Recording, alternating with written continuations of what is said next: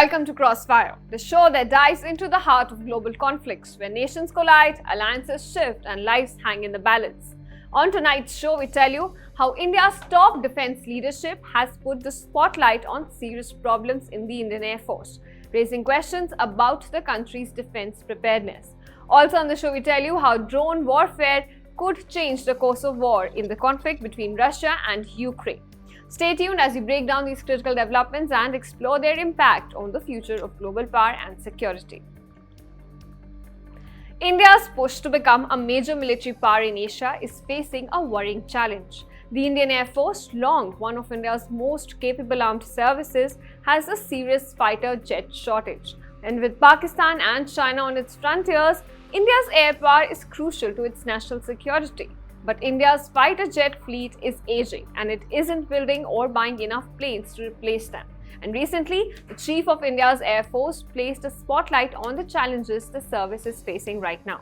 Now, all of this could have serious consequences for India's national security. So, can the Indian Air Force dig itself out of this mess? And what will be the consequences of this for India? We decode this in our next story for you.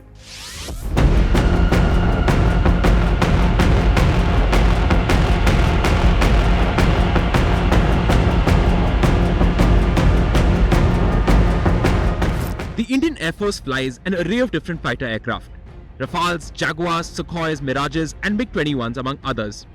The IAF currently operates with around 31 fighter squadrons, which gives it the strength of roughly 600 combat aircraft. The problem is that the IAF is well below its sanctioned strength of 42 squadrons. This strength is expected to decline further, as aging aircraft like the MiG-21 are set to retire in the coming years. Ordinarily, India would build or buy aircraft to replace these fighters and boost its air power. But that's where the problem begins. India has built and is building several variants of the Tejas light combat aircraft. That is its indigenous fighter. But deliveries of these variants have been delayed time and time again.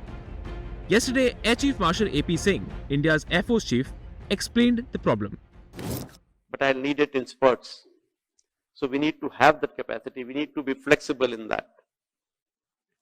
So production agencies have to invest in their, advanced manufacturing processes so that the speed can increase, upskilling their manpower, and whatever they do, the scale of production has to go up. In Tejas, we started inducting in 2016. Actually, we should go back to 1984 when we conceived that aircraft. First aircraft flew in 2001, 17 years. Then the induction started another 15 years later, 2016. Today we are in 2024. I do not have the first 40 aircraft also. So this is the production capability. We need to do something. And I am very convinced that we need to get some private players in. We need to have competition. We need to have multiple sources available so that people are wary of losing their orders, that we may not get the next order. Otherwise, things will not change. India has also struggled to buy advanced fighter jets from foreign countries, given how long and drawn out the process can be. In 2019, India announced plans to acquire 114 foreign fighters from abroad, but the process has been stuck in limbo ever since. This depletion comes at a time when adversaries like China and Pakistan continue to bolster their military capabilities. China recently unveiled a 6th-generation stealth fighter, while India remains focused on its 5th-generation Advanced Medium Combat Aircraft, or AMCA, which is still in the design and development phase. At the same time, Pakistan's Air Force is taking on an Air Force modernization program. The PAF has initiated a 10-year modernization plan focusing on replacing legacy platforms and enhancing tactical capabilities. This includes acquiring new aircraft like Chinese fighters, while phasing out older models. India's problem isn't just limited to fighter jets. India is also lagging behind its regional adversaries in key technologies like aerial refueling tankers and early warning and control systems. It is also facing a serious shortage in trained fighter pilots. The shortage rose from 496 in 2015 to 596 in 2022. As the IAF grapples with these challenges, the need for timely acquisitions effective research and development, and increased production capabilities becomes more pressing. India's Defence Secretary acknowledged the problems and stated that India's defence procurement system has been broken in the past. The procurement policy in many ways was broken, and I make no secret of that. It's true. We've not been able to do things on time. The timelines we've given ourselves are too luxurious. Very basic things like preparing RFPs in time, even before you go for a AON, were not being done. Thereafter, as all of you know, we have been gold plating our requirements in many cases, and thereafter ensuring that our evaluation processes were too long, all of that. I think all of you are aware of that. It's time to call a spade a spade. We have to move on to a different approach. With mounting operational challenges and an increasingly precarious regional security environment, the question remains: can India's defense apparatus overcome these systemic hurdles in time to meet India's strategic needs? Drones have transformed the battlefield in Russia-Ukraine war, modifying traditional battle plans and creating new dynamics in both offensive and defensive operations. Now, Ukrainian first-person view drones such as the Magura V5 and Russia's kamikaze drone have the potential to change the course of war. Well, how? Find out in our next report.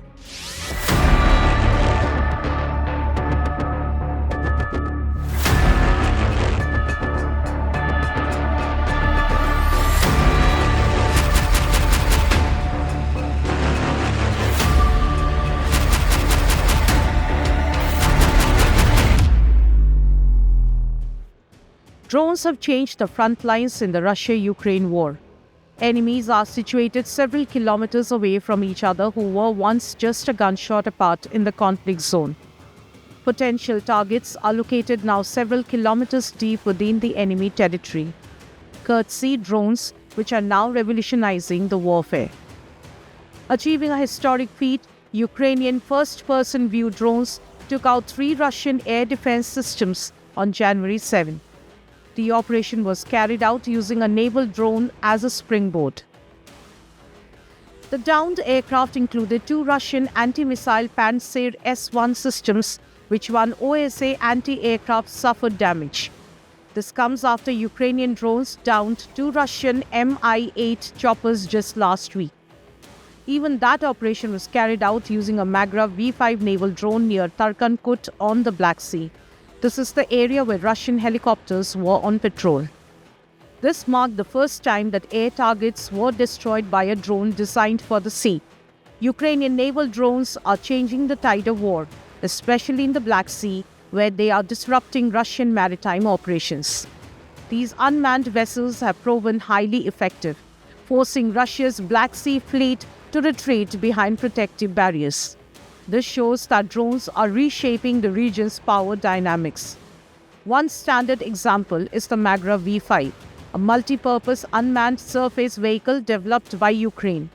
These drones have breached Russian defenses, executing reconnaissance and strike missions deep into enemy territory. Their success has not only bolstered Ukraine's offensive potential, but also challenged Russia's perceived invulnerability. They have targeted key Russian air defense systems, paving the way for aerial assaults on critical infrastructure. Oil refineries and military installations have been hit, highlighting how drones work hand in hand with Ukraine's broader military framework. The use of naval drones has also been cost-effective for Ukraine. Compared to traditional military assets, they are inexpensive to produce and operate. This allows Ukraine to level the playing field against Russia's costly equipment. In addition, the smaller drones are harder to detect and intercept, and their agility enhances strike precision. This makes them an efficient tool in asymmetric warfare, which is why it is not just Ukraine which is resorting to drones in this conflict. Moscow has now introduced its all-new advanced KUB-10E long-range precision strike kamikaze drone. This drone is specifically designed to engage targets at much longer ranges and to strike deeper behind enemy lines.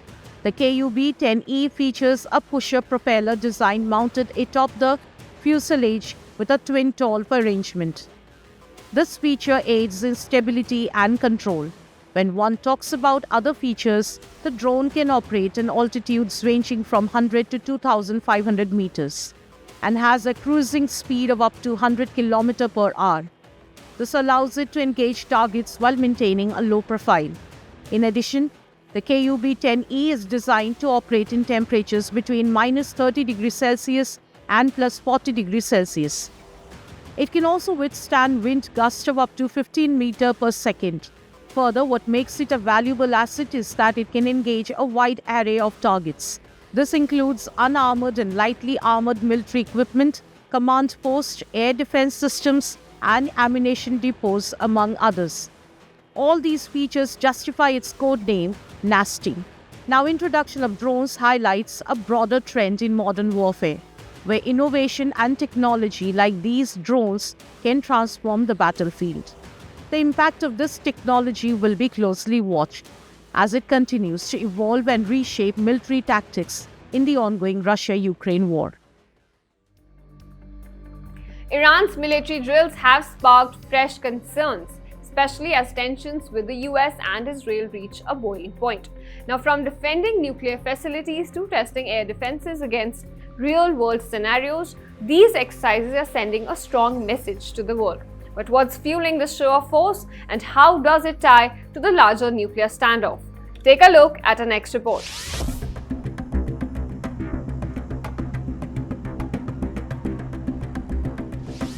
Iran's military has launched extensive drills named Iqtidar, which translates to might in Farsi. These exercises aren't just about flexing military muscle. They are a large-scale operation involving both the Islamic Revolutionary Guard Corps and the regular army. State media reports say that these drills were initiated under the orders of Iran's Air Defense Headquarters commander and are specifically focused on the air defense zone around the Natanz nuclear facility, one of Iran's key enrichment sites. The drills simulate defending the facility against a variety of air threats, including electronic warfare scenarios. نیاز بود که یک بار دیگه توانایی‌های دفاعی پدافند هوایی خودمون رو در یک میدان نزدیک به واقعیت آزمایش کنیم. According to Iranian state TV, the IRGC's air forces are leading an all-out point defense operation, making it clear that they are preparing for worst-case scenarios. But this is just the beginning. The Iqtidar exercises are set to span to other regions of Iran and will run until mid-March. They include the participation of several branches of the IRGC, such as the Navy and the paramilitary Basij forces, in what Iran claims is a response to new security threats. The timing of these drills is far from coincidental. Iran's announcement comes amidst heightened tensions with the United States and Israel over its nuclear program. Just last week, a report by Axios revealed that US National Security Advisor Jake Sullivan had presented President Biden with potential military options to strike Iran's nuclear facilities. This would be a drastic step, reportedly under consideration if Iran is perceived as nearing the development of a nuclear weapon. Meanwhile, Iran maintains that its nuclear program is solely for peaceful purposes, aimed at meeting its energy needs. However, the International Atomic Energy Agency recently confirmed that Iran is enriching uranium to 60% purity, a level that brings it dangerously close to the 90% required for a nuclear bomb. This makes Iran the only non-nuclear weapon state to have enriched uranium to such a high degree.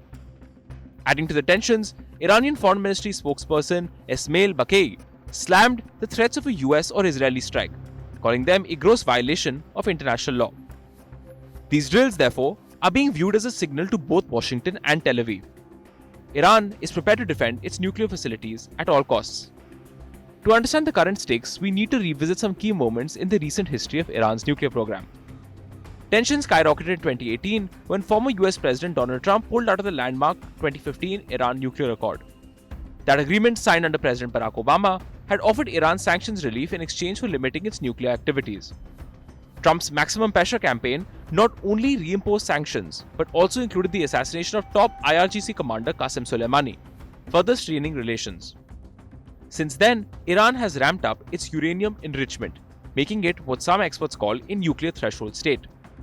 In the meantime, Israel has allegedly carried out several covert operations against Iran's nuclear facilities, including the assassination of key nuclear scientists.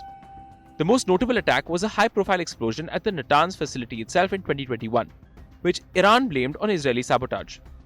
Now, with reports of potential US or Israeli strikes under consideration, Iran's military drills can be seen as a message of deterrence. Any attack on its nuclear program will not go unanswered. Interestingly, amidst these threats and counter-threats, there's talk of diplomacy. Iran has expressed a willingness to return to negotiations with world powers, including with the United States, to discuss a potential new nuclear deal. However, Washington has insisted that Iran must first scale back its uranium enrichment activities before talks can resume. The possibility of an agreement seems further complicated by internal politics in the United States and Israel, where hardliners have consistently pushed for more aggressive stances against Iran.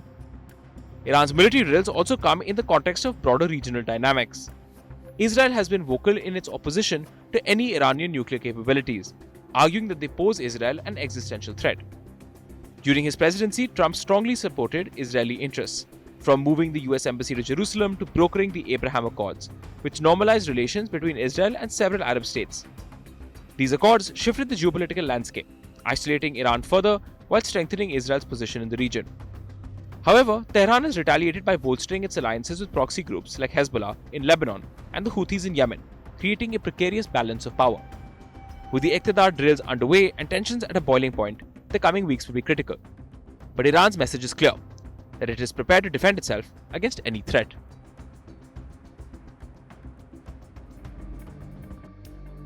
Well, that's all we have for you in this edition of Crossfire. You can catch this show again tomorrow on India Today Global.